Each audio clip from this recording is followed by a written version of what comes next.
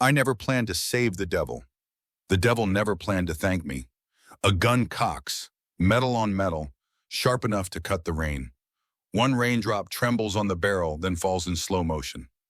Lightning cracks. Nicholas Jones, Mafia King, blood-soaked, eyes rolling, collapses straight into my arms. I catch him before he hits the ground. Stay with me. Not tonight. You are about to listen to an amazing story, and tomorrow's promising is to be even better. So here's the deal. Hit that subscribe button right now so you don't miss it. Serious. If today's story hits you, tomorrow's will blow your mind. And don't forget to share this with someone who needs to see it. Let's go. Mary Anderson never set out to save the world, but the moment she shielded a man from a bullet, she found out that saving one person might be the same thing. Mary never planned to get involved in anyone's chaos again. But the night she heard the sound of a gun cocking in a rain-soaked alley, she didn't think, she acted. She had seen enough men ruin their lives in the glow of city neon, but she never expected to find the most dangerous one stumbling into her path with a target painted on his back. What she did next, a simple, reckless act of compassion in the rain, would bind her quiet world to his dark one, forcing them both toward a destiny neither could have imagined. Mary paused under the awning of the closed bodega, pulling her collar higher against the late-night chill. She was exhausted from a double shift at the diner, her entire body aching from scrubbing grease. But she kept moving. Every step was a beat in the long march toward paying next month's rent. Her focus was entirely on the short 3 blocks home, where her 6-year-old son Ethan was sleeping alone in their small apartment, tucked away from the city's chaos. The sound of a brief, brutal scuffle cut through the street noise, followed by a heavy thud, and then the unmistakable metallic click of a gun being cocked down the alley. Mary had lived her life keeping her head down, avoiding trouble, and teaching her son that strangers were always trouble. Yet her eyes landed on a man in a rumpled, expensive suit staggering toward her, his shirt streaked with blood and whiskey, and she knew he was about to get himself killed. She didn't think about the risk, the sirens, or the 2 figures in dark suits closing in from the far end of the street. With a burst of desperate energy, she lunged forward, grabbing his tie and yanking the half-conscious stranger into the deepest, darkest pocket of a doorway. Mary pressed herself and the stranger against the cold brick, her heart hammering a frantic rhythm against his chest. His breath smelled toxic, scotch, adrenaline, and blood. The 2 men ran past their hiding spot, their footfalls heavy and hurried, swallowed by the wet street. As the danger receded, the adrenaline crashed, leaving her shaking. She looked down at the man whose life she had just saved. His suit, though now ruined, screamed money and power. He was heavy, a dead weight in her arms. She started half dragging, half guiding him out of the alley's mouth, through the quieter back streets, until they were moving away from the main road. "You shouldn't have helped me," he muttered, his voice thick and rough, trying weakly to push her away. "Save your energy, rich boy," she shot back, gripping his arm tighter. "You look like you need my help to cross the street, let alone survive tonight." She stopped briefly to adjust her hold, and that's when she saw it. A dark, weighty object slipped from his inner coat pocket and clattered softly on the wet pavement. It was a gun, expensive and customized. She picked it up instantly, her fingers recognizing the cold, solid metal. The grip was engraved with a detailed, stylized set of raven's wings. The revelation hit her with stunning clarity. The man she'd saved wasn't just rich and drunk. He was dangerous. This wasn't a mugging gone wrong. This was an execution attempt. Mary didn't slow down. She tucked the gun deep into her bag, the weight a terrifying promise of future trouble. She continued pulling him, fueled by a panicked instinct to disappear before the 2 men realized their target had slipped away. They finally reached her building, a forgotten walk-up 3 blocks from the neon glare. She managed to get him inside their tiny 2-room apartment. Ethan's small blanket was still draped over the couch. Cartoons were paused on the screen, a quiet monument to her ordinary life. She laid the massive man down. His tie was undone, his face pale, but his breathing was steady. As she tended to the bleeding graze near his ribs, A final cold wave of dread washed over her as she finally put the pieces together. The suit, the guards, the silent authority he carried even semi-conscious, and the Raven insignia. The man she had just saved was Nicholas Jones, the ruthless and notorious head of the Raven Syndicate. The man on Mary's couch, Nicholas Jones, slept soundly, his breathing deep and even, despite the slight bulge of the makeshift bandage near his ribs. Mary sat up in the armchair across the small room, nursing a lukewarm mug of instant coffee and the horrifying knowledge of who she had just brought into her home. The engraved Raven gun lay wrapped in a dish towel, hidden in her laundry hamper. She hadn't slept, watching him for any sign of movement. She expected him to wake, dress, and slip out into the darkness before dawn. Men of his type always did. But it was nearly 8 o'clock. The morning light was gray and thin, and the smell of fresh coffee, good coffee, was filling her tiny apartment. Mary froze, her eyes scanning the room. The couch was empty. She eased out of the chair, her muscles protesting, and moved toward the small kitchen alcove. Nicholas Jones, the notorious head of the Raven Syndicate, was standing awkwardly over her two-burner stove. He wore the same expensive blood-streaked suit, but he had cleaned his face and retied his black tie with impossible precision. In one hand, he held two mismatched mugs, her chipped World's Best Mom mug and a plain white one. "You make a habit of saving strangers?" he asked, his voice rougher than it was last night, but perfectly composed. There was a flicker of something in his dark eyes, a mix of confusion and something that looked suspiciously like amusement. "Only the ones dumb enough to get shot in my neighborhood," Mary replied flatly, folding her arms across her chest. Her defiance was automatic, a shield she raised against any threat. He handed her the World's Best Mom mug. Their fingers brushed, and the small shock of contact felt electric. He smiled then, a slight disarming curve of the lips that utterly transformed his hard face. "I prefer not to make a habit of being shot at either," he admitted, "though I will grant you your approach was unorthodox. Most people run." "Well, I'm not most people, and if you're not out of my apartment in the next 5 minutes, I'll call the cops," she threatened, pointing to her ancient landline. Nicholas didn't flinch. He leaned against the counter, perfectly framed by the peeling paint. "You and I both know you won't do that, Mary Anderson. It would make you a witness, and witnesses are messy. Besides," he added, a dangerous edge returning, "you interfered with an ongoing business matter. We're past the point of police involvement." Mary hated that he knew her name, but she recognized the truth in his words. She sipped her coffee, the delicious warmth doing little to steady her nerves. His gaze drifted past her to the refrigerator, covered haphazardly in brightly colored drawings of superheroes and race cars. Ethan's creations. Nicholas stepped closer to them, his imposing figure dwarfing the magnets. He actually studied a crayon drawing of a smiling boy and a woman holding hands. A fleeting, unsettling look, something like regret or loneliness, crossed his face. It was the first genuine trace of humanity she had seen in him. "You have a son," he stated, the sharp edge momentarily gone from his voice. "I have a life," Mary corrected, stepping between him and the drawings. "One I work hard to keep clean. You need to leave now." He finally met her eyes, the amusement gone, replaced by the commanding presence of a man used to obedience. He reached into his coat and pulled out a clean stack of $100 bills, placing them on her small, worn kitchen table. "For your silence and for the interruption to your life," he said. He paused at the door, his hand on the knob. He looked back at her, his voice dropping to a quiet, chilling rumble. "You didn't see me last night. Forget it ever happened." Then he was gone, the heavy click of the door closing echoing in the silent room. Mary stood there, feeling the sudden absence of heat and danger. She stared at the money, a small fortune that she desperately needed, then pushed the bills away. She expected this to be the end of it. She saved a dangerous man, he paid her off, and now they went back to their separate worlds. Do you think Mary will keep the money? Let me know in the comments. She was wrong. That evening, as the last of the street lights flickered on and Mary was preparing a simple dinner, a black, heavily tinted car idled silently on her curb, directly outside her apartment window. Mary watched the black car from behind her window's thin curtain. It sat there for an hour, a sleek, silent predator on her residential street.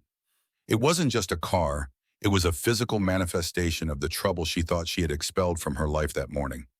Unease curdled in her stomach. Just after 9, the rear door of the car opened. Two men in dark suits stepped out, moving with an unnatural, synchronized pace. They weren't thugs. They were professionals, silent and intimidating. They walked straight toward her building, their faces unreadable, like statues carved from granite. Mary's pulse spiked. She gripped the edge of the curtain, instinctively moving away from the light. She was alone. Ethan was already asleep, oblivious to the menace gathering outside. A sharp, authoritative knock rattled her apartment door. "Mary Anderson," a deep voice stated through the wood. "We have a delivery from Nicholas Jones."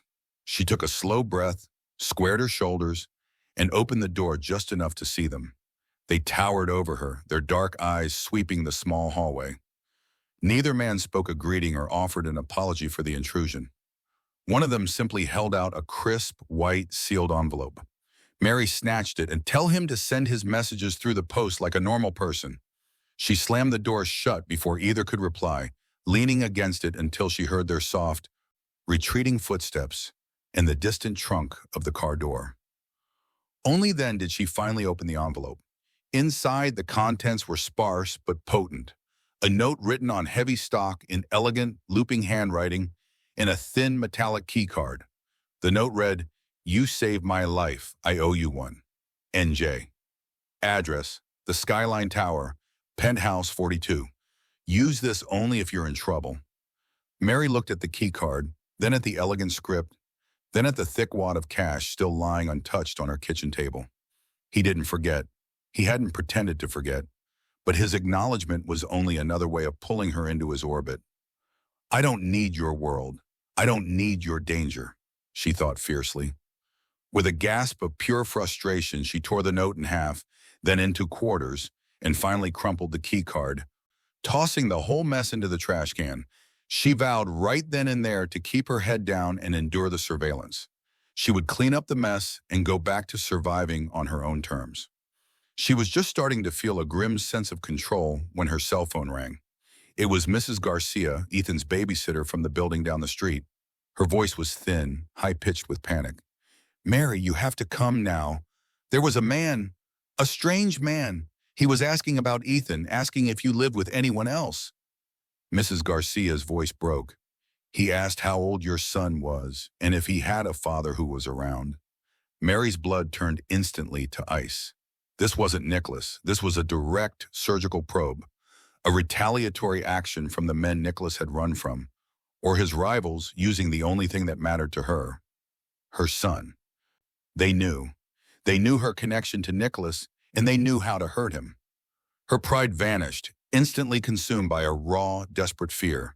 She ran to the kitchen, digging through the trash like a madwoman.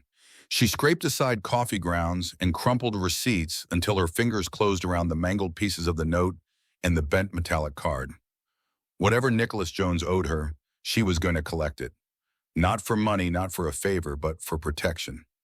Mary quickly pulled on her coat. She checked on Ethan one last time, gently brushing the hair off his forehead. She looked at the clock. 10 o'clock. The rooftop lounge, the address written on the note, would be in full swing. He thinks he has me. She gripped the remnants of the note and the keycard, her hands no longer trembling with fear, but with resolve. She was going to face the most dangerous man in the city again, but this time the exchange would be on her terms. Mary's decision is made. She's heading into the heart of the Raven Syndicate. Do you think Nicholas will keep his word and protect her son? Or will this confrontation put them in even greater danger? The address on the crumpled note led Mary to the base of the Skyline Tower, a sleek glass monolith dedicated to the city's elite. Clutching the mangled keycard, she rode the express elevator, the ascent mirroring the surge of pure adrenaline and terror in her chest. She wasn't worried about the heights. She was worried about the man at the top. The doors hissed open directly onto a sprawling, dimly lit rooftop lounge. The air was thick with expensive cigar smoke and the low hum of power. A few dozen people, all tailored suits and designer dresses, clustered around cocktail tables, their conversations muted. But what struck Mary most was the security. Everywhere she looked, men in well-cut suits stood still, their eyes constantly scanning the room. This wasn't a party, it was a fortress. At the center of it all, by a railing overlooking the dazzling, impossible expanse of the city, stood Nicholas Jones. He was alone, a glass of amber liquid in his hand, perfectly backlit by the city lights. Unlike the disheveled, bleeding wreck she'd saved, this man was a force of nature. His suit was immaculate, his posture flawless, and the look on his face was one of calm, absolute command. He didn't look like a man who ran an underworld empire. He looked like a man who owned the entire city. Nicholas didn't turn around until she was 10 feet away, but she knew he was aware of her presence the moment she stepped off the elevator. "I didn't think you'd use the card," he said, his voice level, not a trace of surprise. Mary walked straight to him, ignoring the security guards who shifted subtly as she approached. Her voice was low and shaking, not with fear, but with controlled fury. "Someone was asking about my son tonight, asking questions. I ripped up your stupid note and threw away your money, but I'll take your card. I want to know who is asking about Ethan, and I want you to fix it." The patrons nearby were careful not to look their way, but the tension in the space was palpable.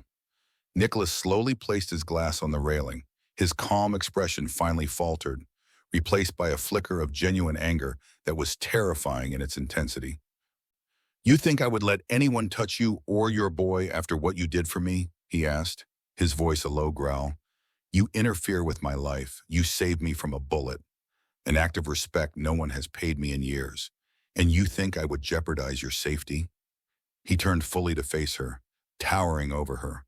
The attraction, the raw, undeniable energy that had sparked when their hands touched that morning, was now a sizzling wire between them, tangled with their mutual hostility. Mary hated the way her breath hitched at his proximity. "Your enemies know you're alive because of me," she shot back, fighting to keep her chin up. "Your world is the only reason my son is now a target. That's what I call jeopardizing our safety, Mr. Jones."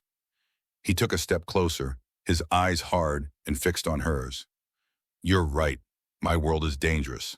But tonight, that changes." He paused, his gaze boring into her. "You saved my life. That makes you my responsibility, whether you like it or not." Mary bristled at the arrogance of that word, responsibility. "I don't need your protection. I need you to disappear so my life can go back to normal." A shadow of a smile touched his lips. "My life is done with normal, Mary. Yours is too. You pulled me out of the darkness and risked everything. I'm not rewarding that by leaving you exposed." She hated the possessive, entitled sound of his promise, but underneath the arrogance, she detected a strange, rock-solid sincerity. He wasn't doing this out of guilt. He was doing it out of a fierce, possessive sense of debt. Nicholas raised a hand. His head guard, a large man with impassive eyes, immediately stepped forward. Nicholas didn't take his eyes off Mary as he issued the order, his voice low, clear, and utterly final. "She and her boy are untouchable. They are under my protection. You will assign 2 men to her neighborhood, 24 hours a day. If anyone approaches them, you eliminate the threat. No one touches them, ever." Nicholas has just sworn protection over Mary and Ethan. But what is the true cost of being protected by the Raven Syndicate? And will Mary be able to live with Nicholas's dark methods? The protection arrived quickly and with chilling efficiency. Within 24 hours of Mary's confrontation with Nicholas, her small, working-class neighborhood transformed. 2 black, unmarked sedans became permanent fixtures on the corner. The men who manned them, silent, watchful sentinels, never harassed anyone, but their mere presence broadcast a clear, unsettling message. Mary hated it. The whispers started immediately. Swamisiidly, the local shopkeepers exchanging glances, the other mothers pulling their children closer. She was now the woman with the mafia guards, the one entangled with the city's unseen power. Every morning when she left for her shift, she felt the weight of their gaze and the disapproval of her community. But the protection was undeniable. She slept soundly, knowing Ethan was safe. The conflict between her fear and her relief became physically embodied one afternoon. She found Ethan sitting on the curb, sharing a comic book with a massive man named Rico, one of Nicholas's guards. Rico's face, usually a mask of stone, held a soft, almost paternal look as he listened to Ethan describe a spaceship. "He's teaching me how to draw the raven symbol, Mommy," Ethan announced, holding up a napkin sketch. Mary felt a surge of cold fury.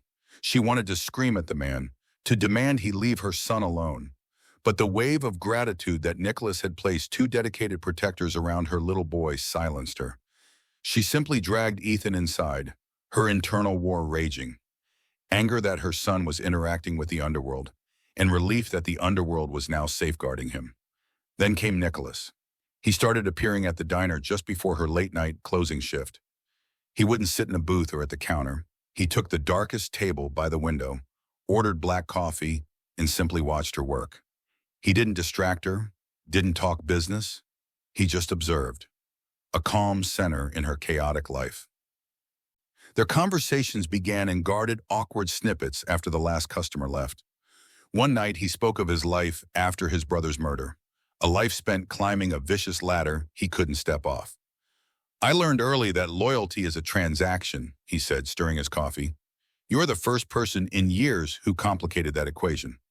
Mary told him about her own loss, her husband, who walked out, leaving her with bills and a boy to raise alone. She spoke of her loneliness, a quiet, constant hum beneath the surface of her frantic days. "I'm trying to dismantle it," Nicholas insisted one evening, his voice intense. "This life, the syndicate, I'm trying to make it legitimate, cleaner. For you, for Ethan." Mary laughed, a dry, cynical sound.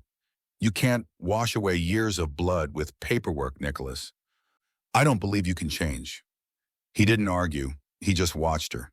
But a week later, the elderly owner of the local bakery, a woman Mary deeply respected, was on the verge of losing her shop to predatory developers. The next morning, the developers mysteriously dropped their claim, the loan was paid off, and the bakery was safe.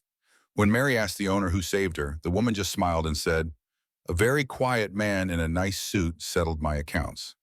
Mary looked out the diner window at the familiar black sedan. He was proving her wrong.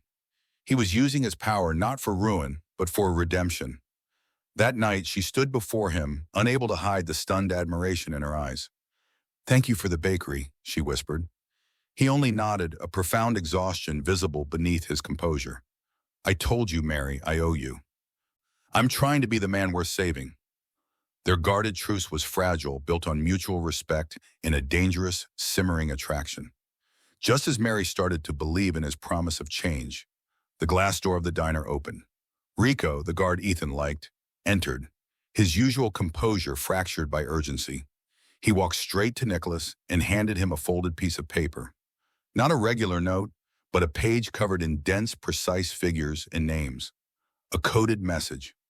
Nicholas read the paper, and the air around him went instantly cold. His jaw tightened, and the brief humanity Mary had glimpsed vanished, replaced by the ruthless mask of the crime boss. "A rat in the nest," he muttered, crumpling the paper. "Someone inside my own circle just traded my movements for a payout. Who betrayed Nicholas? And what are the immediate consequences for Mary and Ethan now that the Raven Syndicate has turned inward?" Like and share this video if you think Nicholas is about to unleash hell. The coded message, the one about the rat in the nest, had sent Nicholas and Rico spiraling into immediate, low-voiced discussion in the diner kitchen. Mary knew she shouldn't listen, but the frantic energy coming from the two men was a magnet for her attention. She was clearing plates when she overheard Rico's urgent hiss. "It's the Vipers. They got wind of the woman, Mary. The intel came from the inside, NJ. They know she's your soft spot. They're moving on the apartment now. Leverage." Mary's world tilted. Leverage. They weren't coming for Nicholas. They were coming for Ethan. She abandoned her tray and burst out of the kitchen. "They know about Ethan. We have to go, Nicholas, now." But it was already too late. A sudden, deafening burst of automatic gunfire erupted outside. The front window of the diner shattered into a million glittering pieces. Mary screamed, the sound lost in the chaos. "Get down!" Nicholas roared, shoving her behind the steel counter as he drew his own weapon, a sleek, lethal extension of his arm. "Rico, secure the back." Mary ran blindly, fueled by a terrifying, singular focus. Ethan. She didn't wait for Nicholas, charging out the back door and sprinting the 3 blocks to her apartment. The street lights flickered, and the air was thick with the metallic scent of smoke and gunpowder. She found the door of her building splintered and hanging on one hinge. "Ethan!" she cried, stumbling into the small, darkened living room. The air was frigid, a large, jagged hole marked where the living room window used to be. Ethan was huddled in a corner behind the sofa, small and trembling, clutching his favorite worn blanket. Before Mary could reach him, the front door burst inward again. 2 heavily armed figures in ski masks entered, sweeping the room with their rifles. Mary threw herself over Ethan just as a volley of shots tore into the wall above their heads. The screaming in the room was not Ethan's, but hers, a raw, instinctual sound of maternal terror. Then a sound even louder than the Viper's guns filled the air. Nicholas. He exploded through the ruined doorway, a force of vengeance and controlled rage. He took the first 2 men down with 2 concise, sharp shots. His weapon roared, a clean, disciplined sound against the wild spray of the attackers. But a third man, hidden behind the kitchen alcove, fired a desperate blind shot. The bullet grazed Nicholas's shoulder. He cried out, his weapon clattering onto the floor as he stumbled against the wall, shielding Mary and Ethan with his body. The third attacker stepped into the light, raising his rifle for the kill shot. Mary didn't think. Her hands were shaking uncontrollably, but she saw Nicholas's fallen gun. She snatched it up, heavy, cold, and engraved with the raven wings, and aimed it with both hands at the man standing over them. The loud crack of the gun ringing through the room was hers. The attacker crumpled. Silence fell, thick and absolute, broken only by the wail of police sirens approaching in the distance. Mary dropped the weapon, her body collapsing over Ethan. She was shaking so violently she couldn't speak, the smell of cordite and burnt plaster overwhelming her. Ethan was sobbing uncontrollably, his small hands digging into her shirt. Nicholas, breath ragged and blood staining his crisp white shirt a second time, pushed himself off the wall. He was bleeding, but alive. He reached down, gathering Mary and the terrified boy in his good arm. Outside, the streetlights cast a lurid orange glow through the smoke. Nicholas carried Ethan in one arm and half-dragged Mary with the other, steering them away from the wreckage and the coming police presence. As they slipped into the night, the sirens wailing directly behind them, he leaned down, his voice hoarse from the fight, whispering a confession that held all the heartbreaking irony of their situation. "You really don't listen, do you?" he muttered, the heat of his breath against her ear. "You should have let me protect you sooner." Mary saved the man who was meant to protect her. Will this shared act of violence finally bind them? Or is the trauma of the firefight too much to overcome? The ascent from the smoking ruins of Mary's life led them back to the Skyline Tower. Ethan, curled against Nicholas's broad shoulder, was still whimpering, clinging to the quiet shock of the violence he'd witnessed. They were in Nicholas's penthouse, a world away from her small, shattered apartment. The space was vast, minimalist, and cold, yet the panoramic view of the city felt strangely calming. Mary sat with Ethan on a plush, low sofa until the boy finally exhausted himself into a troubled sleep. Only then did Mary turn her attention to Nicholas. His face was gray with pain and exhaustion, his blood seeping through the shirt she'd given him to wear. She walked to him, her movements measured. "Take off the shirt," she ordered quietly. She tended his wound again, just as she had in her apartment after the first shooting, a grim, cyclical mirror of their relationship. This time the wound was a burn from the graze on his shoulder, and the atmosphere was thick with the residue of shared trauma. As Mary cleaned the injury, her touch surprisingly steady, Nicholas watched her, his defenses stripped away by adrenaline and exhaustion. "I've had people take bullets for me," he said, his voice quiet, raw. "They were paid well for it, but no one's ever done it without being on the payroll." Mary looked up, her eyes holding his. "I wasn't doing it for you. I was doing it for Ethan. I was eliminating a threat to my son, and you were just in the way." She paused, letting the blunt honesty hang between them. "Maybe you've been buying the wrong kind of loyalty, Nicholas." For a long time, the only sound was the hum of the city lights far below. The penthouse felt less like a home and more like an observation deck, isolated from the messy reality they inhabited. He finally spoke, his gaze lost in the glass tower's reflection. He talked about his past, about the moment his world shattered. His older brother, the former head of the syndicate, murdered in a brutal ambush. I spent 10 years building an organization strong enough to avenge him, Nicholas confessed. 10 years where every move was revenge, not life. And every night I drink to forget that the revenge didn't bring him back, and it didn't save me. It just made me a ghost. Mary gently taped the bandage in place. She looked at the powerful, broken man before her. "You're not beyond saving, Nicholas," she said, her tone firm. "But this ghost you're talking about? You have to choose to stop being him. It has to be your choice." The air grew heavy. The confession, the shared violence, and the intimacy of her touch broke the barrier between them entirely. Nicholas reached out, his hand cupping her cheek, his thumb gently tracing the line of her jaw. His eyes, usually cold and sharp, were warm with an intense, undisguised emotion. Mary leaned into the touch, a silent acknowledgement of the terrifying pull between the light and the dark. Their faces moved closer, their breaths mingling, a final surrender imminent. Then a sudden, piercing cry came from the sofa. Ethan. He was sitting up, drenched in sweat, his eyes wide with the terror of a nightmare. Nicholas pulled his hand away instantly. The moment shattered. He moved past Mary, going straight to the boy. He sat on the floor by the sofa, not as the ruthless syndicate head, but as a gentle, patient man. He spoke to Ethan in a low, soothing voice, promising him safety and explaining that the loud noises were far away now.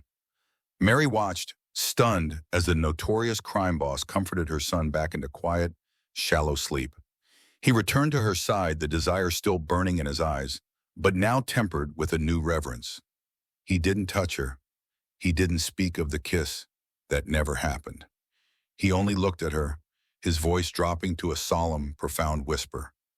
"I didn't forget that night, Mary. I remember every second. And I don't plan on pretending I don't." Nicholas's confession marks a turning point, committing them both to a dangerous path. Can his commitment to Mary and Ethan outweigh his need for revenge and the enemies he's made? The fragile peace in Nicholas's penthouse became a command center for a war fought not with bullets, but with paperwork. The moment Nicholas committed to a path of change, his empire began to shake. He couldn't keep his life with Mary and Ethan safe while maintaining the darkness of the Raven Syndicate. He spent the next few weeks dismantling parts of his empire with surgical precision.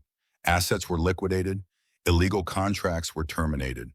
Corrupt associates were quietly, firmly cut out, their loyalty finally tested and found wanting.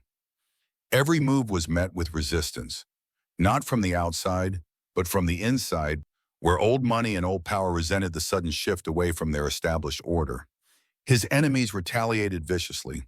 They couldn't touch Mary or Ethan, thanks to the round-the-clock security, so they attacked his reputation and his legitimate businesses, launching financial strikes designed to cripple his liquidity and force him back to the criminal fringe.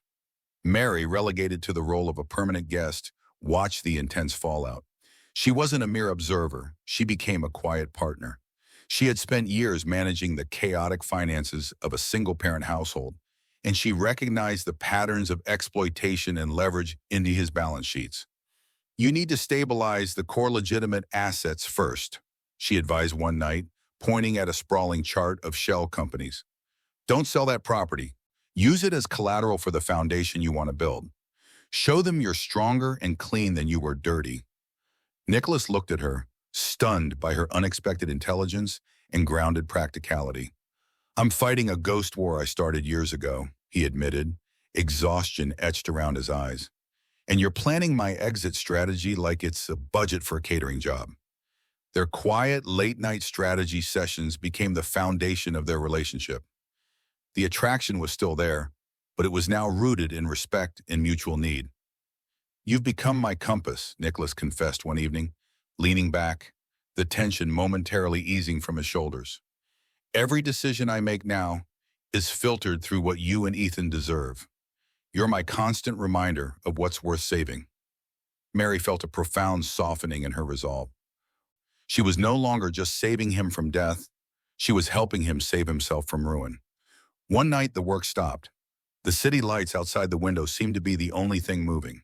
They were sitting opposite each other at the massive desk, surrounded by schematics and files. The silence was not awkward, but heavy with unspoken emotion. Mary reached across the desk and gently laid her hand on his.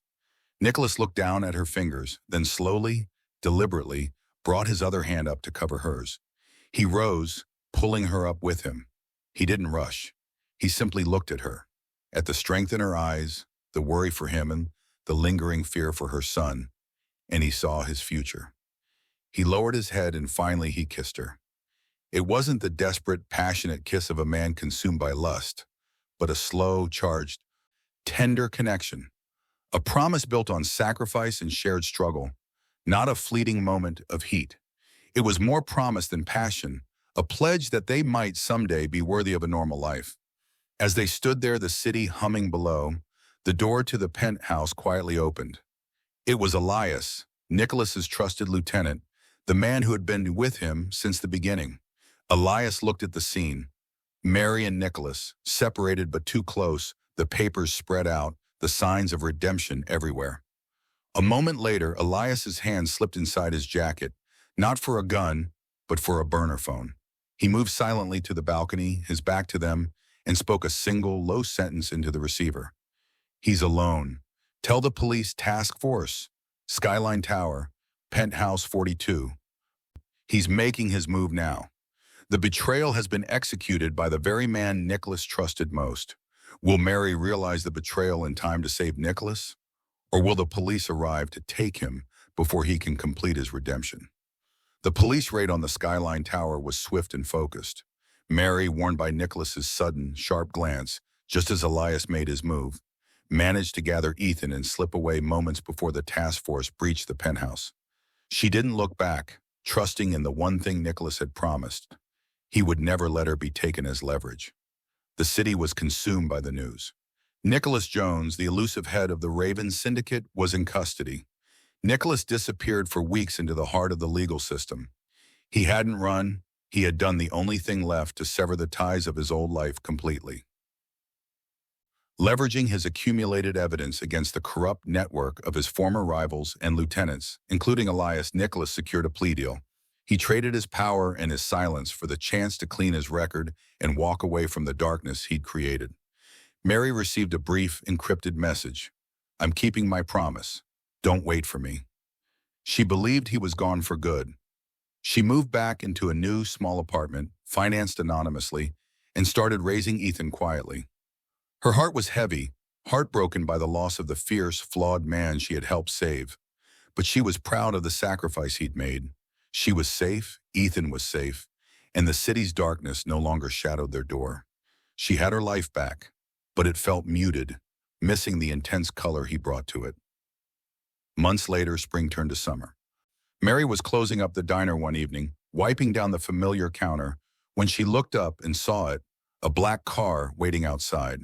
It was the same make and model, but this time, it was parked legally, and it sat empty. Mary's hand froze on the rag. Her heart hammered a new erratic rhythm, not of fear, but of anticipation. The diner door opened. He stepped inside. No guards. He wore a simple, tailored navy suit. No tie. His face was clean-shaven, his eyes clear and sharp, but there was a new softness around them. He looked older, heavier with experience, but utterly free. Hello, Mary, Nicholas said, his voice deep and calm, without the old edge of weariness or scotch. I thought you said not to wait, she managed, her voice catching in her throat. I thought I had to, he replied, closing the distance between them. I had to prove I was worth the clean life you showed me. I had to pay my dues to a city I spent too long controlling. He reached into his pocket and pulled out a small velvet ring box. He opened it.